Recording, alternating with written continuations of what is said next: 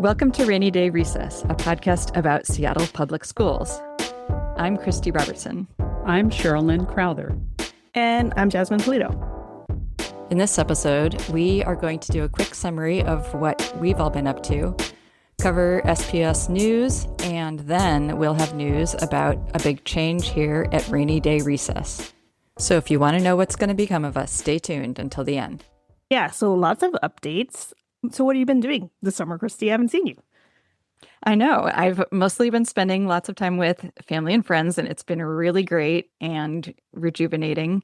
I also wrote an article that's going to be published in Alexander Russo's publication, The Grade, about reflections back on my last 2 years of doing hyperlocal education news. And that was really interesting to think through. So I hope that we get a chance to talk about some of that here as well. And now that I've been introduced to The Grade, I will be adding that into my reading list. I think it's really great to see someone focusing on media coverage of education. This is an area that is completely dropped by almost every local media across the board.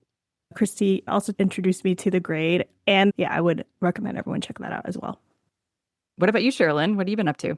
A couple of big road trips with my youngest, which were fun. That's my guy who's got some developmental disabilities, who happens to be a great travel companion. College graduation for my oldest, and then reading a lot of wonky education news and research on parent advocacy. Did you want to say something about Liberate Disability? Yes. So my business is Liberate Disability, an education advocacy agency, and I will be holding a workshop in early October looking at the research on parent advocacy, where they've identified 4 different styles. We're going to explain how each person's style can have great strengths and can sometimes have those strengths turn to weaknesses. And I hope you'll include a link, Cherylynne, because that sounds like really cool stuff. Thanks. Appreciate it. Jazz, what about you? What you been doing this summer? I graduated in May. Yay! From my master's program. And then I finished a creator project as part of my master's, which was a limited series podcast called Transit and Transition. And it's about transportation justice in Washington State. And I can certainly link to that in the show notes if anyone's interested in that. And of course, I did a lot of family time. And as all those things have just ended, I am now looking for writing contracts. So that's where I am. Yeah. So if you are looking for an excellent writer, you can email. Yeah, people can reach me at jasminewrotethis@gmail.com. That's JASMINE, wrote, MTHIS @gmail. I'm just going to also put a plug in for Jazz on her storytelling and social justice combo. So she's a power punch in terms of the writing and also fun to work with. Yes. So updates on the school district. What is going on there? So Fred Podesta is now the interim superintendent. And there were a few summer community engagement meetings. Did anyone go to any of those? I went to one. It was a virtual one. It had pretty good turnout. I did see that the Seattle Times has done a pretty good write-up about all of the work that the hiring agency, the Hazard Young, Atia and Associates, has put together. I think they said 30 meetings and then online surveys.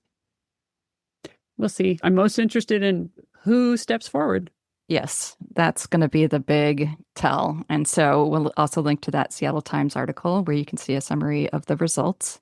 The other thing that there was engagement about this summer was the possibility of a pilot program bringing a police officer into Garfield High School. And I'll just mention that the August school board meeting was all about safety. A lot of public testimony was about that. And they haven't made any official votes yet, but they're certainly talking about a pilot program. The other couple of things that happened since we last talked were that the budget was approved and a temporary 1-year contract between SPS and their largest teacher union, SEA, was signed. With a small update around safety and discipline? Yeah, I saw an article in the Seattle Times about this too. I'll link to that, but it's going to be easier for teachers to remove kids from classrooms. I can definitely tell you just like a couple of things about the August meeting. Is that okay? Yeah. Yes. Yeah, for one, which I thought was a big development, is they hired an executive director of safety, Jose Curia Morelos, and that's the first ever executive director of safety we've had. Of course, they said farewell to Superintendent Jones, gave remarks on that. Fred Podesta is going to be interim for 10 months or whenever they find a superintendent. They broke down the rollout of safety measures. And I think the one thing I wanted to mention is they're going to start a new safety tip line. And that actually should be available now that the school year has started. Families in the district got an email from Fred Podesta about safety improvements. There's going to be more central control of lockdowns and things like that possible, and panic buttons. I will link to that in the show notes as well. For sure. I would definitely check out that email. If you're interested in safety, I would definitely check out that school board meeting in regards to police officer presence at schools. They are looking for more community input on that. So certainly, if you took the summer off like I did on education, that's where you would want to go for safety information. Yes, especially I hope that students will chime in on that. And then last thing, they approved the 5-year calendar for progress monitoring. And one other official thing that happened over the summer was approval of the move of bridges and interagency from Rocks Hill Annex to Chief South. Last SPS update, let's talk about the school board primary election that happened in August. So, the last time you heard from us was with the release of 12 interviews with all of the school board candidates that were going into the primary. And since then, the primary has happened and narrowed down to 2 candidates for each of the 4 school board director districts that are up for election this year. And we will have those interviews still available as people are looking at the general. That was really an interesting experience, getting a chance to talk to each candidate. Yeah, it looks like it's just the top 2 make it to the next round. Is that right? Mm-hmm. Yep. So for Director District number 2, Sarah Clark, who is currently holding the seat, won 41.9% of the vote. And then Kathleen Smith won 47.92% of the vote. So that's really interesting. And then for District Director number 4, Joe Mizrahi, who is also currently in the seat, had 69.99% of the vote. And Laura Marie Rivera, who came in second, is 17.16%.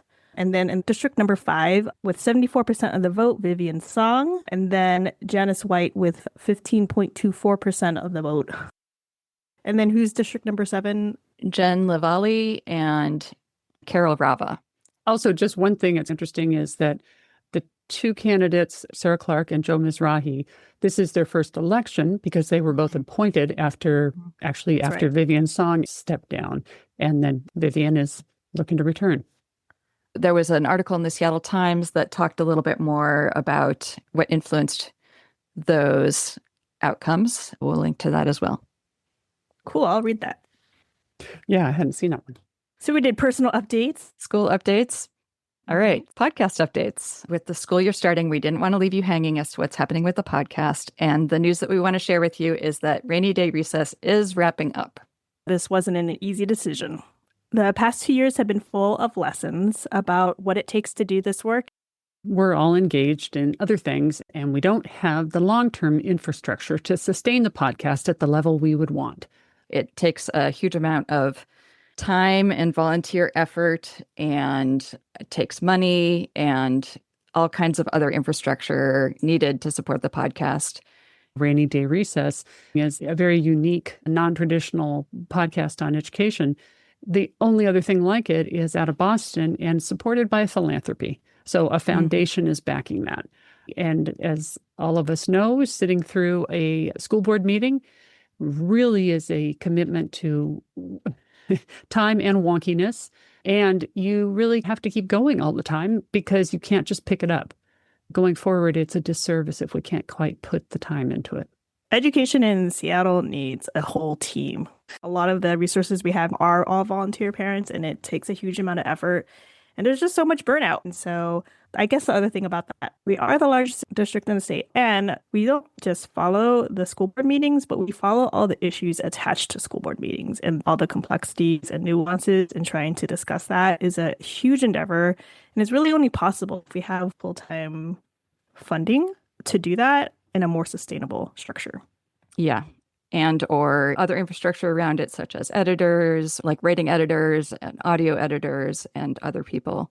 So that's some of the stuff that has been really interesting to think about as well in that article that I wrote for the grade.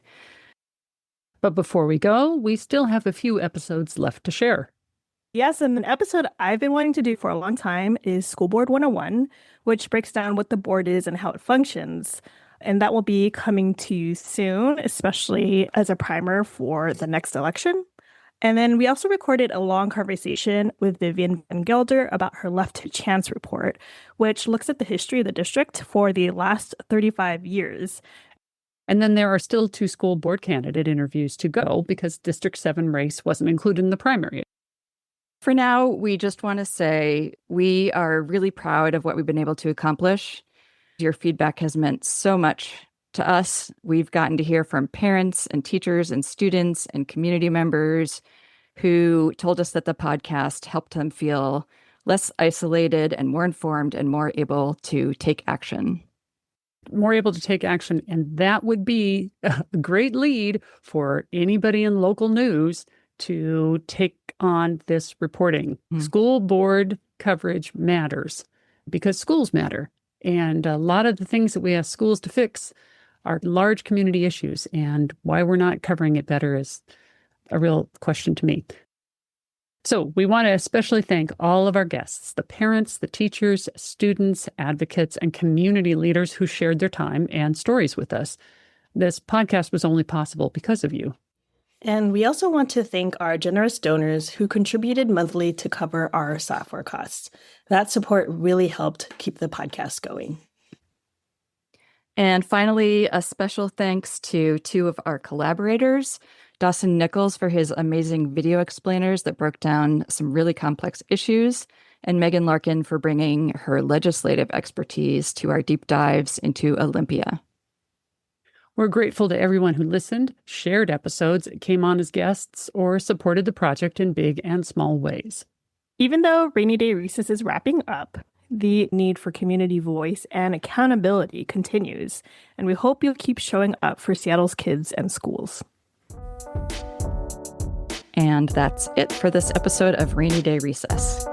Do you have any thoughts or impressions or suggestions or comments or questions about Rainy Day Recess and what we've covered so far? Send us an email to hello@rainydayrecess.org. I'm Jasmine Polito. I'm Christie Robertson. I'm Cherylynne Crowther.